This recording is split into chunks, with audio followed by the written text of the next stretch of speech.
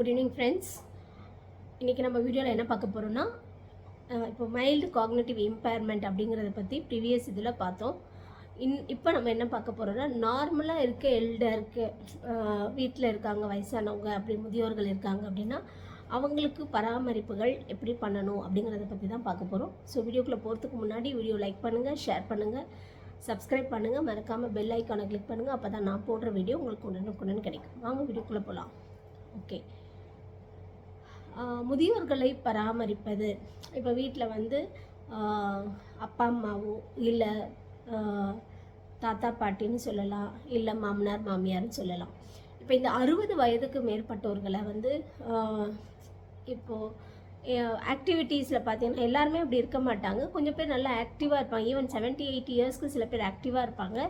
ஆனால் சில பேர் 55 இயர்ஸ்லலாமே வந்துட்டு அவங்களுக்கு அந்த உடல் வாகுலேருந்து அந்த அனாட்டமிக்கலாகவும் சரி, உடல் உறுப்புகள் மூலயமாவும் சரி, இல்லை அவங்களுடைய அந்த பருமனாகவும் சரி, அவங்களுக்கு சில பாதிப்புகள் ஏற்படுறதுனால எல்லார் மாதிரியும் எல்லாராலையும் இருக்க முடியாதுங்கிறத நம்மளால் பார்க்க முடியுது. சரிங்களா?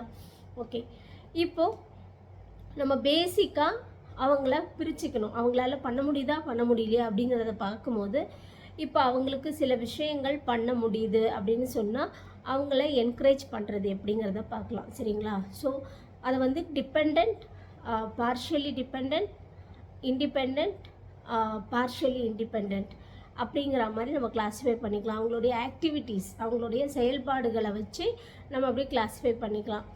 இப்போது கம்ப்ளீட்டாக அவங்களால இண்டிபெண்ட்டாக பண்ண முடியுது அப்படிங்கிறவங்கள பற்றி தான் நம்ம இன்றைக்கி பேச போகிறோம். இப்போ அந்த மாதிரி இருக்காங்கன்னு வச்சுக்கோங்களேன்.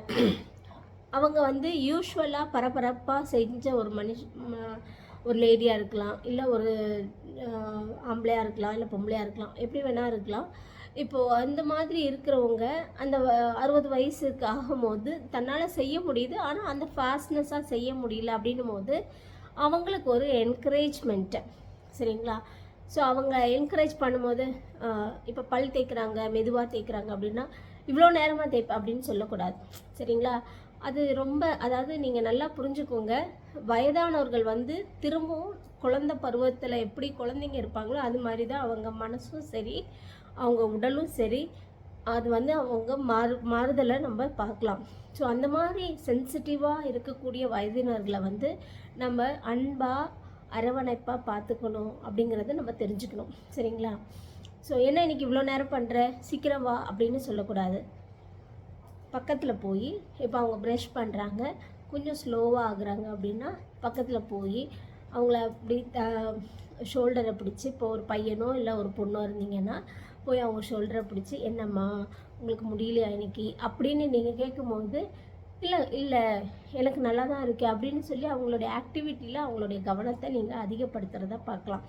ஸோ நம்ம என்ன பேசுகிறோம் அப்படிங்கிறத விட அந்த என்ன மாதிரி முறையில் பேசுகிறோங்கிறத அவங்களுக்கு பக்குவமாக நம்ம அனுசரணையாக பேசுகிறது ரொம்ப ரொம்ப முக்கியம். சரிங்களா?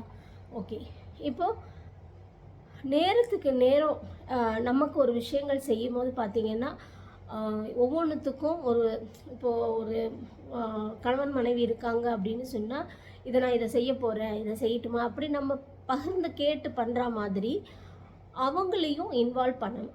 சரிங்களா? இல்லைன்னா என்ன ஆகிடும் அப்படின்னா லோன்லினஸ் அப்படிங்கிறது வந்துடும். லோன்லினஸ் அப்படின்னா தனிமைப்படுத்தப்படுவார்கள். அப்படி வந்துருச்சுன்னா அந்த வாழ்க்கை வந்து அவங்களுக்கு வந்து ரொம்ப சுவாரஸ்யமாக இருக்காது. அவங்க வந்து வாழ்க்கையில் சுற்றி நடக்கிறது தான் தெரியுமே தவிர, ஆனால் என்ன நடக்குது ஏது நடக்குதுங்கிறதுல வந்து கவனம் இருக்காது. சரிங்களா? ஸோ அதை தவிர்க்கணும் அப்படின்னா நீங்கள் உங்கள் குடும்பத்தில் என்ன விஷயங்கள் செய்கிறீங்களோ ஒவ்வொரு விஷயங்களையும் அவங்கள ஒரு கன்சல்டண்ட்டாக பயன்படுத்துங்க. ஏன்னா முதியோர்களுடைய ப்ளஸ் பெனிஃபிட்ஸ், அவங்க கிட்டேருந்து நமக்கு அந்த வயதுக்கான அவங்க கிட்டேருந்து நமக்கு என்ன பெனிஃபிட் கிடைக்கும் அப்படின்னா அவங்களுடைய அந்த இன்சைட், அவங்களுடைய அந்த எக்ஸ்பீரியன்ஸ் வந்து நம்ம கன்சல்ட் பண்ணும்போது நமக்கு தெரியாத ஒரு சில விஷயங்களை அவங்க அழகாக நமக்கு சொல்லிக் கொடுப்பாங்க. So use them as a consultant அப்படின்னு நான் சொல்லுவேன். சரிங்களா? ஸோ அந்த கன்சல்டண்ட்டாக நம்ம யூஸ் பண்ணும்போது நமக்கு நிறைய ஐடியாஸ் கிடைக்கும். அவங்களுக்கும் அந்த ஐடியாஸ் கொடுக்கறது மூலயமா அவங்க ரொம்ப ஆக்டிவாக இருக்கிறத நம்ம பார்க்கலாம். சரிங்களா? ஸோ 2வது விஷயம். 3வது விஷயம், காலையில் நீங்கள் சாப்பிட்றீங்க அப்படின்னா, இல்லை மத்தியானம் நீங்கள் சாப்பிட்றீங்க வீட்டில், நைட்டு நீங்கள் சாப்பிட்றீங்க அப்படின்னும் போது அவங்களுக்கு சாப்பாடை கொண்டு போய் வச்சுட்டு சாப்பிடுங்க அப்படின்னு சொல்லக்கூடாது. சரிங்களா? சாப்பாடு வச்சிட்டிங்கன்னா அந்த சாப்பிடும்போது அவங்களுக்கு பிடிச்சிருக்கா, போதுமா, வேறு எதுனா வேணுமா, அந்த அந்த அனுசரணையாக அந்த வார்த்தைகளை வந்து நீங்கள் கேட்கும்போது அவங்களுக்கு யூஸ்வலாக பார்த்தீங்கன்னா எல்டரி வயசானவங்க ரொம்ப விருப்பப்பட்டெல்லாம் நிறைய பேருக்கு பல்லு பிரச்சனை இருக்குது, அந்த மாதிரி இருக்குது. ஸோ ஆனால் சின்ன சின்ன விஷயங்களை நீங்கள் உங்கள் பிள்ளைங்களை எப்படி பார்த்துக்கிறீங்களோ அதே மாதிரி அவங்கள அதை கேட்கணும், அவங்களுக்கு நீங்கள் செஞ்சு தரணும்னு கூட எதிர்பார்க்க மாட்டாங்க. நீங்கள் கேட்கணுங்கிற அந்த அந்த அந்த ஒரு எதிர்பார்ப்பு தான் அவங்கக்கிட்ட அதிகமாக இருக்கும். ஸோ இது மாதிரி ஒரு சில விஷயங்களை நீங்கள் கேட்டு பழகுங்க. அவங்களுக்கு ஒரு ட்ரெஸ் எடுத்து கொடுத்தா கூட சரி, நீங்கள் அவங்கள வீட்டில் வச்சுட்டு நீங்கள் பாட்டு போய் எடுத்துகிட்டு வந்து இந்தாங்க உங்களுக்கு ட்ரெஸ் எடுத்துட்டேன்னு தயவு செய்து பண்ணாதீங்க. அவங்களும் என்றைக்கோ ஒரு நாள் அவங்கள வெளில கூப்பிட்டு போங்க. அவங்களுக்கு ட்ரெஸ் எடுக்கும்போது அம்மா உங்களுக்கு எந்த மாதிரி ட்ரெஸ் வேணும், அப்பா அவங்களுக்கு எந்த மாதிரி ட்ரெஸ்ஸு வேணும்னு சொல்லி அவங்களையே ப்ரிஃபர் பண்ணி அவங்கள இன்வால்வ் பண்ணணும். அந்த இன்வால்வ்மெண்ட்டு சின்ன சின்ன விஷயங்களில் நீங்கள் இன்வால்வ் பண்ணுறது ரொம்ப ரொம்ப ரொம்ப முக்கியம். சரிங்களா? இது எல்லாமே ஏன் சொல்கிறோம் அப்படின்னா, அவங்கள அந்த டெய்லி நம்ம வாழ்க்கையில் நம்ம டெய்லி என்னெல்லாம் செய்கிறோமோ அவங்கள அதை தனியாக அனுப்பாமல் அவங்கள நம்ம கூட வச்சுட்டு இருக்கும்போது அந்த லோன்லினஸ் அவங்களுக்கு வராது. சரிங்களா? ஸோ இந்த இண்டிபெண்ட்டாக செய்யக்கூடியவங்கள இந்த மாதிரியான விஷயங்களை இப்போ நீங்கள் லேடிஸ் காய் நறுக்கிறாங்க, மருமகளோ இல்லை மகளோ காய் நறுக்கிறாங்கன்னா அவங்களையும் கூட சேர்த்துக்கோங்க. நறுக்கும்போது கூட உட்காந்து பேசுங்க, அவங்களும் ஹெல்ப் பண்ண வைங்க. ஸோ அதில் அந்த இன்வால்மெண்ட். சரிங்களா?